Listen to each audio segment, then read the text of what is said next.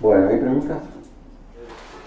La nota que mandaste, hay un párrafo que lo estuvimos leyendo con Mariana, dos párrafos. En realidad no los entendemos bien. ¿Cuál nota? La función de corte, Ah, que estuvimos hablando en la clase pasada. ¿De los leo? ¿sí? La segunda hoja, el primer párrafo, dice: demostrémosle por el absurdo. ¿Qué gracia causaría un chiste repetido con un remate conocido? ¿A qué cura direcciona un analista cuando su palabra ha sido ya incluida por el analizante? Ahí bárbaro. Si el deseo instala el deseo y la ley lo potencia, el falo, en sus flashes de cuasi de tentación, faliciza a su vez a los destinatarios de su poder. Y ahí viene la parte. Simulacro de tentación fálica. La intervención brilla por la ausencia del sujeto en la función e invita, siempre por un camino indirecto, a la elección de cada integrante como falo de sí mismo. A ver, vamos por partes. La alusión inicial al chiste es clarísima, ¿no? O sea, nadie se ríe de un chiste explicado o repetido. La interpretación es lo mismo. La interpretación, para que tenga efecto, debe ser una sorpresa, al modo del remate de un chiste. Acordémonos que para Freud el chiste es lingüístico, no coincide con otras acepciones que nosotros le damos. Por ejemplo, qué sé yo, alguien que pisa una cáscara de banana y se mata, eso no es un chiste, eso es comicidad para Freud. El chiste es lingüístico y tiene un remate que es polisémico, en tanto sorprende con la otra acepción. Como con la interpretación pasa lo mismo. Lo que sucede es que la intervención tiene que sorprender. Cuando no sorprende, no tiene efecto. Pero para que sorprenda, tiene que, como siempre les digo, taclear al sujeto. Ahora, ¿quién la profiere? La interpretación, el analista. Y lo hace por lo general, a veces cuanto más efecto tiene, es utilizando las propias palabras del sujeto, con alguna modificación, que puede ser un cambio de puntuación, o una modificación verbal, o alguna cuestión del desarmado de las palabras. Este agente que profiere la interpretación tiene una cuasi detentación fálica, porque el falo no se detenta, o sea, no lo tiene nadie. Cuasi es porque pareciera que lo tiene. Es como si dijéramos, fulano tiene el falo porque tiene mucha guita, ¿no? Porque más que nada el falo remite a una falta. Entonces, cuando el rulo del discurso sale del analizante, le pega la vuelta al analista y vuelve sobre el analizante de la boca del analista, aún con las mismas palabras del sujeto, lo hace alguien que está en funciones, o sea que no está en posición de sujeto, está en posición de agente, un agente de la intervención en este caso. Y ese rulo, que justamente, como decíamos la otra vez, traiciona porque te toma por sorpresa, es como una puñalada trapera, es como si en una contienda de puñales, vamos a decir, si cada uno tiene un escudo, el puñal que tiene eficacia es el que no da en el escudo, sino en la espalda. Por eso, puñalada trapera. Entonces ese movimiento faliciza al sujeto del análisis, o sea, lo vuelve más fálico. Por eso Nacio, Juan David Nacio, que es el que postula la famosa pulsión fálica, hace un dibujo que es el mismo que se hace para la pulsión, ¿no? Acuérdense que Freud, acá está el sujeto y acá está el objeto, la pulsión va al objeto, ¿sí? La pulsión tiene 4 elementos, tiene fuente, zona erógena, tiene empuje, que también llamamos perentoriedad, y la parte motriz de la pulsión, tiene una finalidad, que es la descarga, y tiene un objeto, que es contingente. ¿Eso me entendió? Fuente, zona erógena, sale del sujeto, tiene un empuje, o sea, una fuerza motriz, tiene una finalidad, descargar una tensión, y tiene un objeto sobre el cual se descarga. ¿Sí? Pero ¿qué dice Lacan? Que la pulsión es como una laminilla ultraplana. O sea, ¿esto qué significa? Que es como una especie de superficie, como una lengua que sale del sujeto y envuelve al objeto y vuelve sobre el sujeto. O sea que no hace esto como decía Freud, hace esto. ¿Sí? Nacio dice que acá está el analizante, acá está el analista y acá está el discurso del analizante. ¿Sí? Si estuviéramos en una conversación de ego a ego, o de yo a yo, o de pares, esto sería así.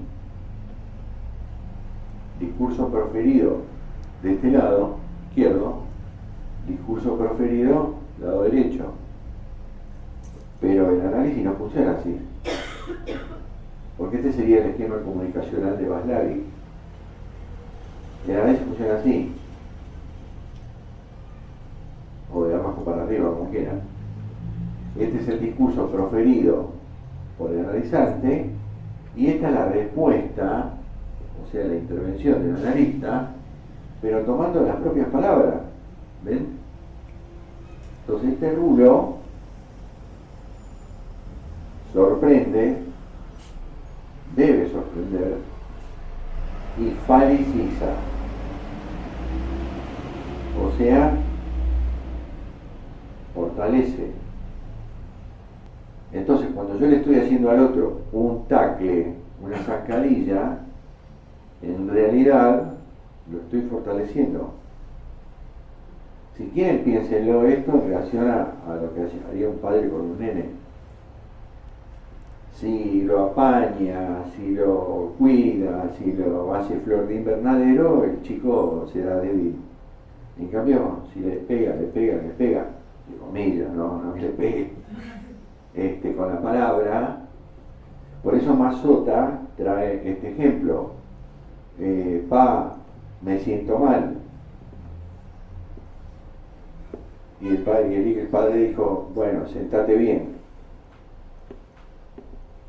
Esto es como un chiste porque hay polisemia y es una interpretación. Me siento mal, sentate bien. Mazota dice, este es el padre analista. Porque el padre no analista le diría, querido, ¿qué te pasa? A ver, déjame que te ponga el termómetro. ¿No? ¿Se entiende? Sí. Cuando le dice sentate bien, está jugando con la polisemia de siento, de sentir y de sentar. ¿Sí? y es como un chiste, y es una interpretación. ¿Se entiende? Y sucede esto. Me siento bien, me siento mal, sentate bien. En la tercera hoja, que dice, con destino de objeto A, en este caso con categoría de resto que cae, el coordinador arranca desde el lugar del gran otro en la instalación del dispositivo y pendula entre ocuparlo o no a lo largo de su función. Si bien busca posibilitar a los integrantes del grupo una experiencia, siempre singular, con relación a la castración, deja entrever su propia barradura básicamente ligada a la sujeción a la ley que lo preexiste, y ya sobre el final de la experiencia como susceptible de falla y por lo tanto agente de disolución de la asimetría. Ahí habla de un coordinador, pero acá vamos a hablar del analista, ¿no? Tenemos otra vez el analizante y el analista. De entrada, por vía de la transferencia, este es un gran otro, sin barrar, o sea, esto. Ahora, esto es necesario para que arranque un análisis, ¿no? Transferencia positiva, acá está el sujeto supuesto saber, este me va a curar, este sabe todo sobre mí, etc. Ahora, en perspectiva, el lugar de poder que tiene un analista tiene que caer, o sea, uno tiene que correrse del lugar del poder que le otorga el saber hacer, no el saber inconsciente de este, el saber está de este lado. Este tiene un saber hacer que viene de su propio análisis. Acá está el saber inconsciente, un saber no sabido. ¿Sí? A medida que transcurre el proceso analítico, como acá también hay un sujeto, acuérdense que podríamos armar acá el triángulo, ¿no? Acá está la persona, acá está la función y acá está el otro. Acá está la persona, el analista, ¿no? Y acá está la función. El analista habla desde la función, pese a que el analizante le habla a la persona. Esta respuesta de la función también es, comillas, traidora, porque lo desestabiliza al otro con un remate al estilo del chiste o con una intervención al estilo del chiste bajo la forma de la interpretación. Ahora, en el proceso, en el andar del psicoanálisis, este finalmente termina barrado, porque de la, podríamos decir, del deslumbramiento inicial, también hay ahí una persona falible, ¿no? De hecho, este inevitablemente va a mostrar sus fallas. Y no solo sus fallas, sino también su ser sujeto, porque pone en juego su deseo. Acuérdense que hay dos deseos puestos en juego ahí. Primero, el de ser analista, y segundo, el deseo que se filtra a través de las palabras que selecciona. Por eso, todo análisis es diferente. Un mismo sujeto con distintos analistas tendrá efectos diferentes. ¿Por qué? Porque en las diferencias están las diferencias subjetivas entre los distintos analistas. En este proceso, si yo tuviera que hacer una secuencia, vamos de la absoluto a la barrado y en perspectiva al objeto A como resto que cae. Y ese es el momento, podríamos decir, un momento hipotético, en que deja de ser el sujeto supuesto a saber. O, para decirlo en términos freudianos, se disolvió la transferencia. ¿Se disolvió en qué sentido? En el sentido de que, yendo a lo que podríamos llamar la dirección de la cura, ya no tiene más nada que decir. Se llegó a un límite del análisis, por eso los análisis se terminan. Por eso siempre les digo, cuando el analista ya les diga cosas que ustedes ya saben, o ustedes se podrían anticipar, es lo mismo que el chiste conocido, pero ya no es más analista. Uno puede seguirse sosteniendo en ese lugar, pero ya es un lugar ficticio. El tema es que esto se tiene que sentir de este lado, para que este diga, bueno, hasta aquí llegamos, no en esto. Ya no me sorprende. Dejó de ser un dispositivo histerizado. Se acabó el chiste. Ahora, ¿cómo sabemos que, por ejemplo, un analizante que quiere terminar el análisis es porque está realmente convencido de que nada lo sorprende, o es un mecanismo de defensa porque está entrando en un proceso que da mucho miedo del cual se quiere defender? Bueno, de este lado se puede saber eso. ¿Cómo, perdón? De este lado se puede saber eso. Y también se puede saber que uno ya no tiene más nada que decir aunque el otro no se dé cuenta. Pero lo que importa es que del lado del analizante siga habiendo sorpresas, porque entonces sigue habiendo efecto. Ahora, de pronto, a mí me ha tocado supervisar casos en donde el analista se queda sin recursos, porque vuelve a decirle que esto que le está pasando es por tal cosa, ¿no? Que en un momento fue eficaz eso, tuvo efecto, y el otro se sorprendió, pero si recurrís siempre a lo mismo, deja de tener efecto, ¿no? Pero eso no es una cosa que se puede decir a priori, es algo que sucede en análisis, y hay que verlo ahí. También pudiera ser que el analista, dándose cuenta de esto, dé por terminado un análisis, porque le parece que éticamente no amerita una continuidad. Pero el dispositivo histerizado es que siempre hay una sorpresa ahí. Yo diría estas dos cosas: sorpresa y misterio. Cuando estas cosas se caen, no hay más nada que hacer. Estamos en el aburrimiento, porque también uno se puede aburrir ahí. Cualquiera de los dos que se aburra, esto se termina. Ojo que también está la cuestión de la resistencia, ¿no? Lo que decía Marga. Por ejemplo, que no se banque las interpretaciones. Entonces, bueno, tampoco se puede avanzar en la medida en que no bancar la interpretación es lo mismo que decir, bueno, ya no hay transferencia acá. Digamos, un analizante que te discute las interpretaciones. Vos hasta un punto sobre esa discusión haces lectura, ¿no?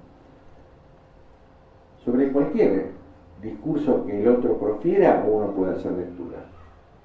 Ahora, si en nombre de la resistencia lo que ahí es un permanente malestar por lo que el analista devuelve, o uno no se banca con el espejo con el que se está encontrando, bueno, seguirá.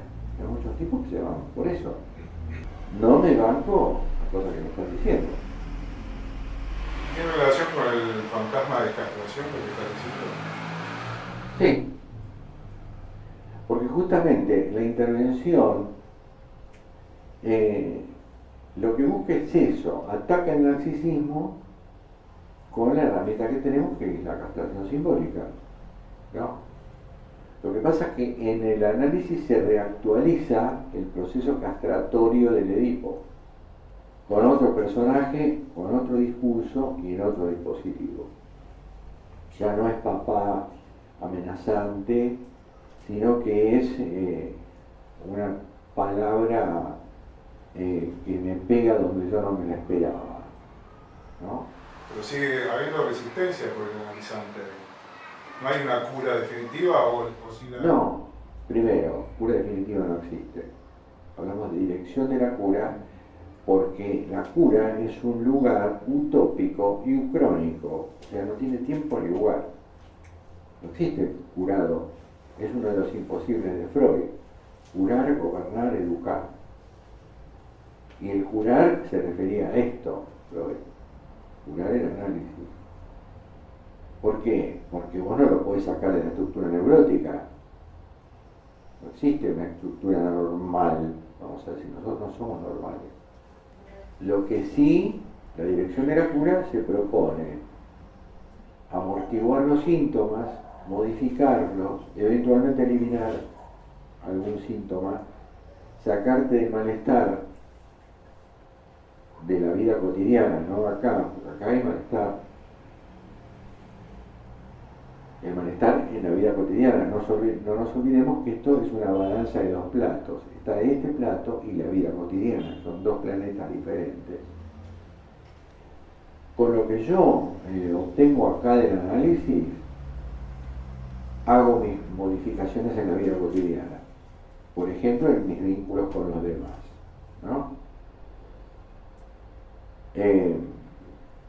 Y en esas modificaciones yo obtendré una merma en el malestar. Una merma, no se puede vivir sin malestar. La cultura es fuente de malestar, por definición, por estructura. Es como decir, a través de un análisis yo me voy a comunicar con el otro al 100%. Mentira, porque el código siempre está fallado, ¿no? O sea, la comunicación siempre tiene una fisura. Acá lo mismo, es decir, a la cura no llegamos. Llegamos sí a manejar las tres grandes cuestiones que hacen al malestar: la angustia, las inhibiciones y los síntomas, que no son, digamos, tres cuestiones malas de por sí, son inherentes al sujeto, tanto la angustia como las inhibiciones como los síntomas. Hay que ver cómo se maneja esta cuestión. El mismo Lacan dice en alguno de sus textos, no me acuerdo cuál, nosotros promovemos el bienestar del sujeto que está a nuestro cargo. Sí, pero acá hay un pico de malestar a veces. El tema es que en el otro plato de la balanza no los haya, pero siempre va a haber malestar. O sea, es estructural.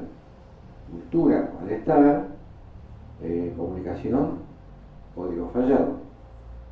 Una analogía casi directa, inevitable. Las cadenas significantes gestuales de Mill. Sí. Porque nosotros en psicoanálisis hablamos de significante y cadenas significantes, ¿no? Sí. Tomado de Saussure, esto es significante barra significado, ¿no? Clásico.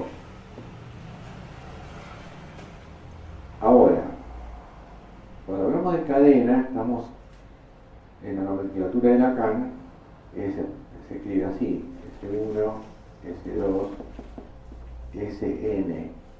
Esta es una notación matemática, significado. Porque no solo cada palabra o cada significante tiene un significado, o muchos, ahí está la polisemia, sino que también una cadena puede darme una idea que yo puedo nomenclar como un significado, ¿no? Una cadena que diga el miedo a la oscuridad yo no lo puedo dibujar acá, pero es una imagen que uno se puede representar, una imagen única que da cuenta de esa cadena. ¿Sí? Ahora, estos son significantes verbales, lingüísticos, pero Mead, que no es psicoanalista, habla de significantes gestuales, que tienen significado, o sea, dada una cultura o una comunidad, hay gestos que tienen significado para esa comunidad y que tal vez quieren decir otra cosa para otra. Gestos, caras. Bueno, eso también se lee. Entonces es perfectamente legítimo que yo haga una interpretación sobre unos dichos y también sobre unos gestos. O otra cosa. Vamos a suponer que venga un paciente y que inevitablemente viene con olor a alcohol. Y él no habla de cualquier cosa. Yo voy a dejar pasar eso. No. Algo voy a decir porque es un significante. Y de alguna manera se lo tengo que decir. Por ejemplo. Y por ejemplo, directo, así. ¿Tomó algo antes de venir? No. Tiene aliento de alcohol. Se lo decís. Sí, sí, sí. Pero siendo objetivo. No se puede ser blando con una cosa así. ¿Qué querrías obtener? Sí, por eso hay que contextuarlo. Si en el discurso de él esto no aparece, yo no puedo hacerme el idiota de que esto no existe.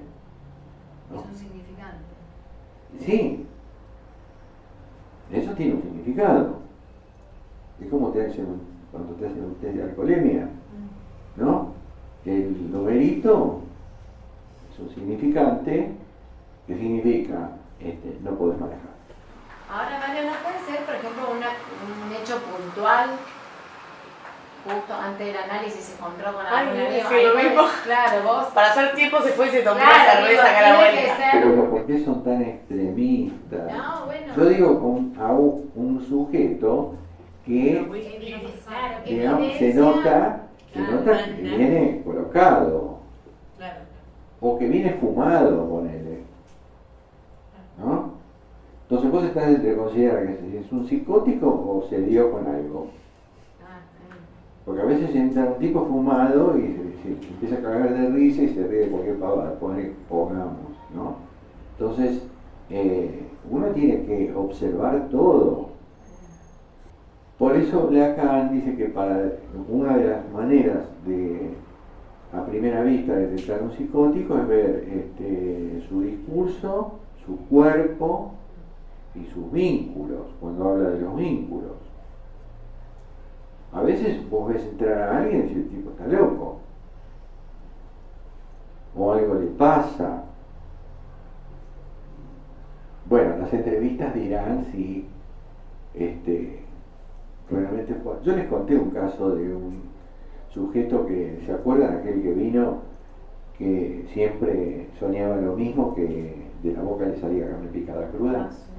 Bueno, ese sujeto, cuando yo lo vi, dije, este es psicótico, por la manera en que hablaba, en que se movía, en que miraba así con los ojos desorbitados, es psicótico. Pero bueno, le tomé entrevistas. Con el andar de las entrevistas me di cuenta que era un neurótico extremo, en este caso un obsesivo grave. Pero tampoco me puedo quedar con la primera mirada, ¿no? Tengo que escucharlo hablar, ver si realmente se confirma. Esto es lo que sería lo que llamamos diagnóstico diferencial. ¿Me confirma su discurso lo que veo a través de algo delirante, un neologismo o algo por el estilo? ¿O no? Bueno, si no se confirma, lo trataré como a un neurótico. Bueno, ahí apareció la palabra resto. El resto es un término que usa Lacan para designar algo que cae por fuera del dispositivo. Podríamos decir un resto inanalizable, ¿no? Y el objeto A, en uno de sus aspectos, tiene este carácter, resto inanalizable, lo que queda por decir. Si esta, por ejemplo, es la duración de una sesión, siempre va a quedar algo por afuera. Y no solo porque no fue dicho ni proferido, sino porque no todo el discurso que entra en la sesión es susceptible de análisis. Finalmente, hay 3 o 4 cositas que él se va a llevar como elementos de la sesión, ¿no? Y sería disparatado y hasta bizarro que yo cada palabra que él dice yo le tiro la interpretación, me vuelvo loco, ¿no? No estamos para eso. Este es un exceso que no puede ocurrir en el análisis. Al revés, nosotros estamos más del lado del silencio y decir lo mínimo indispensable en términos analíticos, digo. Porque hay un límite de tolerancia para una mente para el tema de interpretaciones en una sesión, por decir una unidad sintáctica, ¿no? Yo necesito que las poquitas cosas que se puedan llevar le sirvan para hacer trabajo psíquico. Si yo lo abrumo con cosas, con interpretaciones, estoy cometiendo un acto narcisístico, ¿no? A él no le sirve a mi narcisismo, que interpreto todo. Yo puedo interpretar todo, pero no decir todo lo que interpreto. Eso es una cuestión. Yo puedo reservarme algunas cosas por una cuestión de timing o de dosificación. En ese momento tal vez no corresponde. Pero es abrumador a veces estar del otro lado y escuchar las cosas que se escuchan cuando viene del analista una interpretación. Yo tenía un paciente, por ejemplo, que tenía muchos problemas laborales y familiares, pero siempre estaba sonriente. Entonces cuando salía, se encontraba con otro paciente, y el que entraba decía, pero ¿cómo puede ser que siempre sale sonriendo y yo no me voy llorando de acá? No. Quiero decir, hay un modo para cada uno, hay una mutua adaptación, por eso sería ortodoxo tener una misma conducta con todos los pacientes, sabiendo que son todos diferentes y que todos tienen una singularidad. Bueno, que se iba riéndose,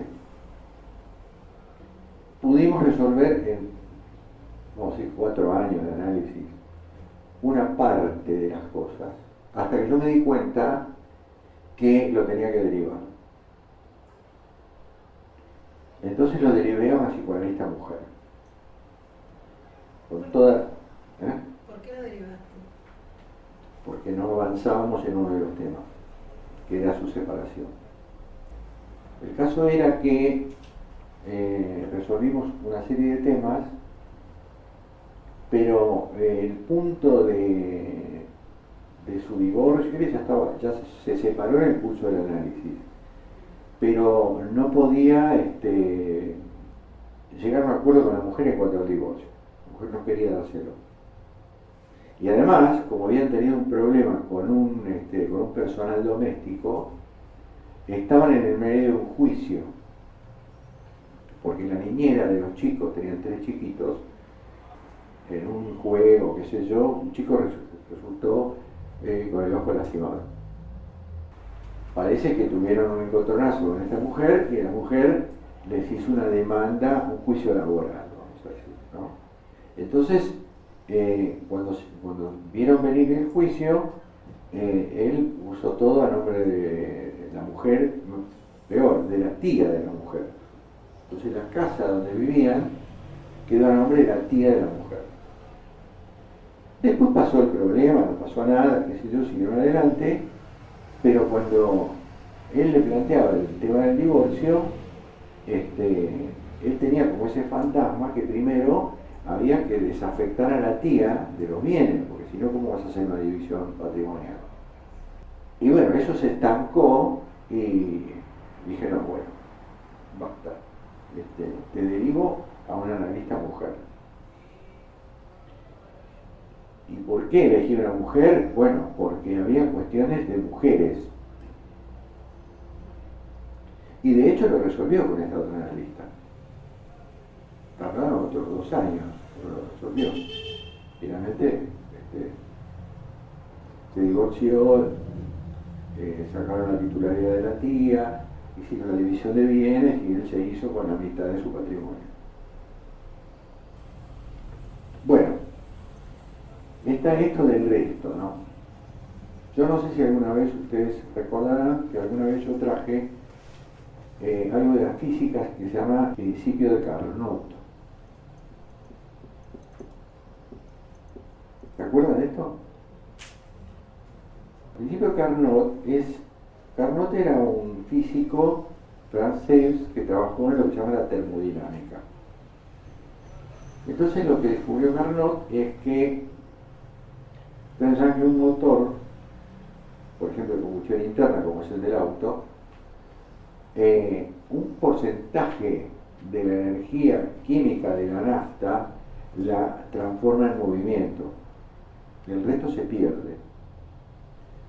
Entonces el dibujo que hizo Carnot para mostrar esto fue este. Acá hay una entrada de energía,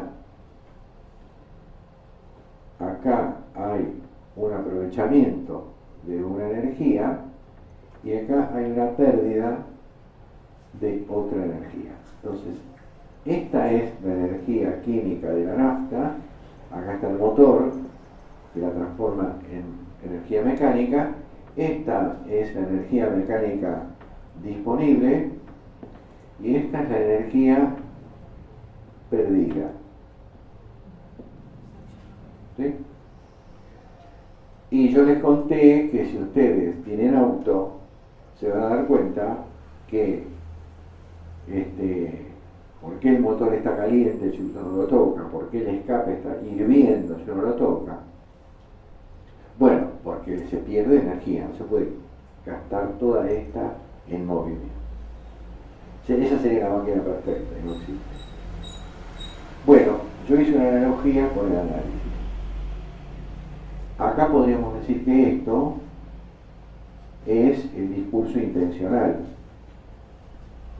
del sujeto. Esto sería lo aprovechable y analizable, suponiendo que se aproveche eso analizado, porque a veces no se aprovecha. Y después hay un resto que cae, acá estaría el resto, o que no entró en la sesión o que no fue analizado porque se analizó y no sirvió, o no se hizo ningún insight. Entonces esto como que queda para la segunda sesión, que sería otra entrada por acá, ¿no? Como si esto yo lo metiera en otra máquina. Y entonces tenemos otra parte analizable y aprovechable y otro desecho. Se trabaja con lo que quedó por fuera, no necesariamente lo mismo, pero esto es una especie de esquema didáctico, no lo van a tomar al pie de la letra. Sucede que siempre hay cosas que quedan por fuera. De hecho, por ejemplo, es muy común que vos a un analizante le digas, bueno, nos vemos la próxima y el tipo sigue hablando. O lo que se llama interpretación de picaporte. El tipo está ya con la mano ahí y te sigue diciendo cosas para que vos lo interpretes, ¿no? Bueno, está en uno decir algo o no, pero generalmente tiene que quedar para la próxima, porque sería otra de las variantes de la castración. Acá terminó la sesión, listo. Entonces eso va a parar a la siguiente. Lo cierto es que nunca deja de haber un resto, siempre hay un resto al estilo del objeto A, que siempre hay algo por decir, y en este caso y siempre hay algo por analizar. Y en el caso en que dijimos en que un análisis se desgasta, porque por eso me parece que ahí en el texto también dice que hay algo que se gasta en el análisis, y se gastan las interpretaciones. O sea, la diferencia de potencial, vamos a decir, la asimetría que existe de entrada se va perdiendo y alguna vez deja de existir. Entonces, cuando no hay diferencia, no hay proceso, lo sabemos. Si no hay sujeto, saber, no hay analista. Con respecto al resto, digamos, ¿vos dejás algo en stand-by que te llama la atención? ¿O la próxima lección empieza a hablar y si aparece el tema aparece y si no? Y a veces sí. Y a veces me olvido. O a veces hay algo que el sujeto dice de entrada y yo lo quiero retomar al final y también me olvidé. O por ahí. Lo que sí tengo claro es por qué lo dejé para el final. Porque yo pretendo que cuando alguien dice, por ejemplo, un fallido, yo no me voy a tirarle encima por el fallido. A lo mejor lo miro, ¿no? Pero por ahí encuentro otro bloque en donde el señalamiento del fallido tiene más eficacia en ese otro momento que en el momento de haber sido dicho. ¿Sí? Por eso esta es una artesanía y con cada uno hay que ver cómo se despliega. Yo me doy cuenta que soy totalmente diferente con un paciente que con otro. En mi modo de intervenir, en mi modo de estar, a veces me siento más cómodo, a veces me siento más incómodo, qué sé yo, cosas que me atraviesan. Y por eso también hay que fijarse en la cuestión contratransferencial, a ver cómo evoluciona la contratransferencia, ¿no? Porque también la contratransferencia va y viene, no solamente la transferencia. Y para eso hay que darse tiempo, ¿no? Por ejemplo, si un paciente te agrede verbalmente, no digamos que te insulta, porque eso estaría como prohibido acá, pero te agrede sutilmente, ¿no? Yo les conté lo que pasó el primer año con un sujeto, cuando estábamos el primer año de este año, de la mañana, generalmente son todas mujeres, de repente viene un matrimonio.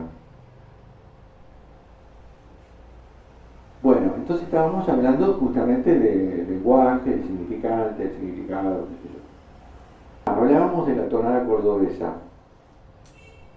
¿No les conté eso acá? No.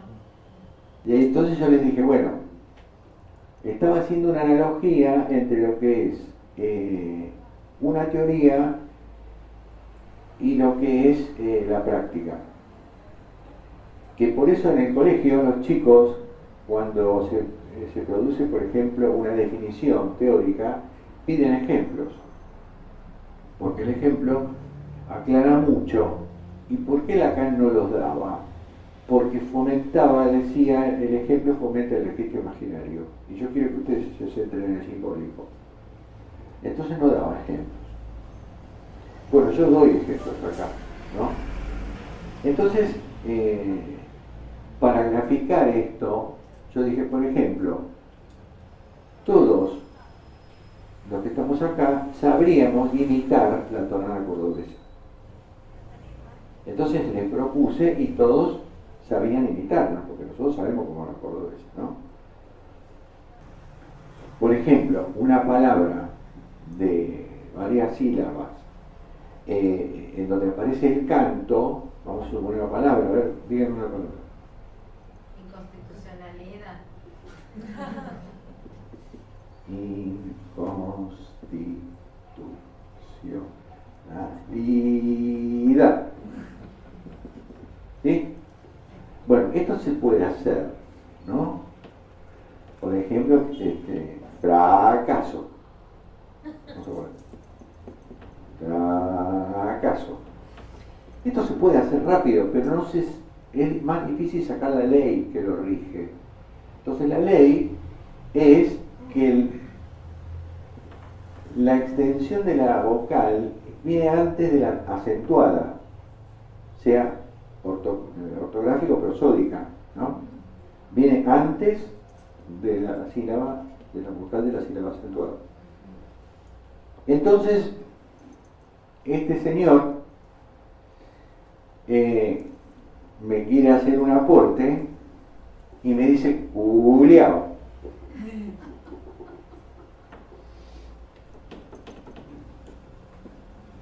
Culiao. Claro, le digo. Y gracias, le digo. ¿Por qué me está diciendo a mí? Poco más adelante de la clase, yo le digo, bueno, armemos una frase para ver si encontramos más significantes de lo que parece. Por ejemplo, qué sé yo, estábamos en pleno invierno, pero pronto viene la primavera. Entonces ahí aparecen muchos significantes. Y dice, el mismo tipo, me dice, ¿puedo decir una? Sí, la puta que te parió. Ah, bueno, entonces la anoté acá.